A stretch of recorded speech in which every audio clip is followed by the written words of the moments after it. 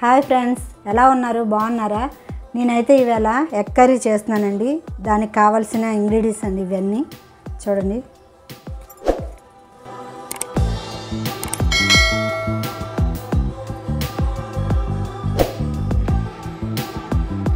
చూడండి, ఇలా గుడ్లకి నేను ఫస్ట్ ఉడకబెట్టుకుని గుడ్లు తీసుకున్నానండి.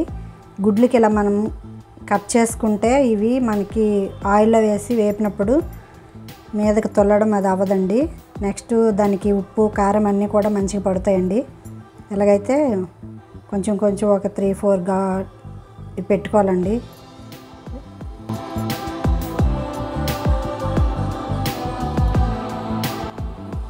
చూడండి, స్టవ్ వెలిగించుకొని తపెల్ల పెట్టుకొని ఫస్ట్గా అయితే ఆయిల్ వేసుకోవాలండి.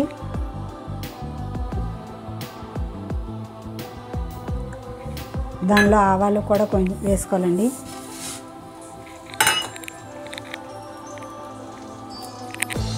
కొంచెం పసుపు కూడా యాడ్ చేసుకోవాలండి.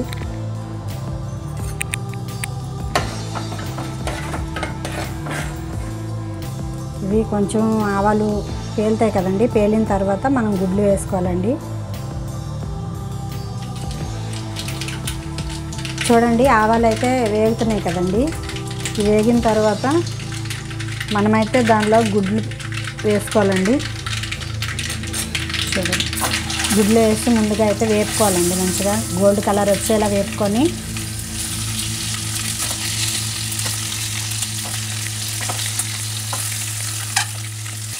ఇలా వేపుకొని అవి కొంచెం వేగిన తర్వాత దాన్ని మళ్ళీ తిరగవేసుకోవాలండి. చూడండి, మనకి ఇలా అయితే వేగేయండి. గుడ్లన్నీ ఇలా తిరగవేసుకోవాలండి.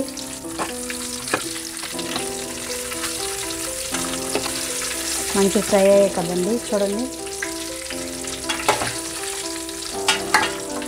ఇలా వేపుకుంటే చూడడానికి బాగుంటాయి. నెక్స్ట్ తినేటప్పుడు కూడా టేస్ట్గా అనిపిస్తాయండి. చూడండి, నేను 2 ఆనియన్ తీసుకున్నాను కదండి. అవి కూడా చిన్న చిన్న ముక్కలుగా కట్ చేసుకుంటున్నాను. చూడండి,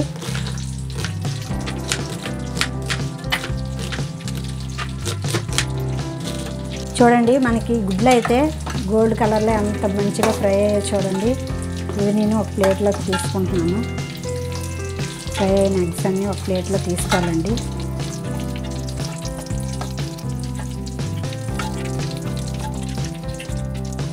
ఇందులోనే మనం ఇప్పుడు ఫస్ట్గా కట్ చేసి ఉంచుకున్నాం కదండి ఆనియన్, పచ్చిమిర్చి అవి వేసుకోవాలండి. కొంచెం జీలకర్ర, ఆయిల్ ఫస్ట్ వేసాను కదండి, మళ్ళీ ఇప్పుడు కొంచెం వేసుకోవాలండి. వేసి అవి మంచిగా అలా కలుపుకోవాలి. కరివేపాకు కూడా యాడ్ చేసుకోవాలి. వేసుకొని హై ఫ్లేమ్లో పెట్టుకొని ఇవి బాగా ఇలా ఫ్రై చేసుకోవాలండి. తాలింపు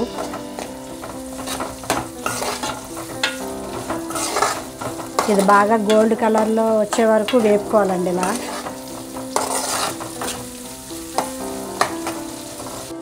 చూడండి, నేను ఎగ్ కర్రీకి అయితే 7 టమాటీలు తీసుకున్నానండి. అవి కూడా చిన్న చిన్న ముక్కలుగా కట్ చేసుకోవాలండి.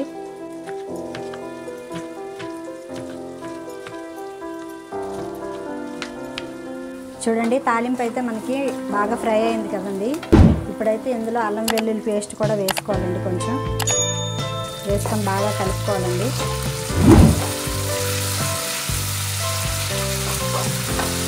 కలుపుకున్న తర్వాత మనం ముందుగా కట్ చేసి ఉంచుకున్న టమాటా ముక్కలు కూడా అందులో యాడ్ చేసుకోవాలండి. యాడ్ చేసుకొని అవి మంచిగా ఇలా కలుపుకోవాలండి. మనకి తగినంత ఉప్పు వేసుకోవాలండి. నేనైతే పచ్చిమిర్చి ఎక్కువ వేసానని కారం కొంచెం వేస్తున్నానండి. కారం కూడా వేసుకోవాలండి. వేసుకొని అది బాగా కలుపుకోవాలండి.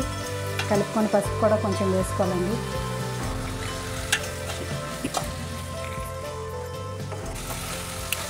చూడండి, ఇలా కలుపుకొని మంచిగా మూత పెట్టుకొని ఒక 10 మినిట్స్ ఉడికితే అది గ్రేవీలా తయారవుతుందండి.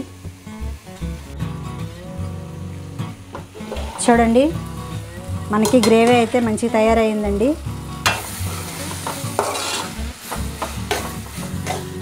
మనం ముందుగా అయితే ఫ్రై చేసుకున్నాం కదండి ఎగ్స్, అవి కూడా ఇందులో వేసుకోవాలండి. వేసుకొని బాగా ఇలా కలుపుకోవాలండి.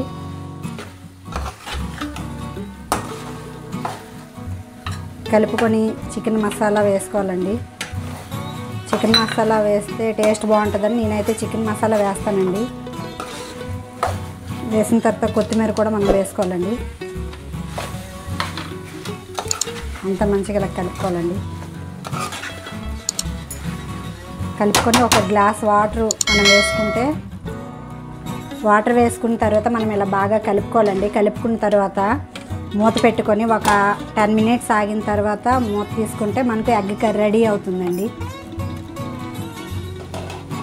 చూడండి ఎగ్ కర్రీ అయితే ఎంత బాగా తయారైందో, గ్రేవీ అది మంచిగా తయారైంది చూడండి ఫ్రెండ్స్. నేనైతే దీన్ని సింపుల్గా ఎగ్ కర్రీ చేసుకున్నానండి. చూడండి వేడి వేడి ఎగ్ కర్రీ రెడీ అండి. మీరు కూడా ఇలా ట్రై చేయండి ఫ్రెండ్స్. చూడండి ఫ్రెండ్స్, ఎగ్ కర్రీ రెడీ అయిపోయింది. ఈ వీడియో చూసి లైక్ చేయండి, షేర్ చేయండి, సబ్స్క్రైబ్ చేయండి ఫ్రెండ్స్. Thank you friends.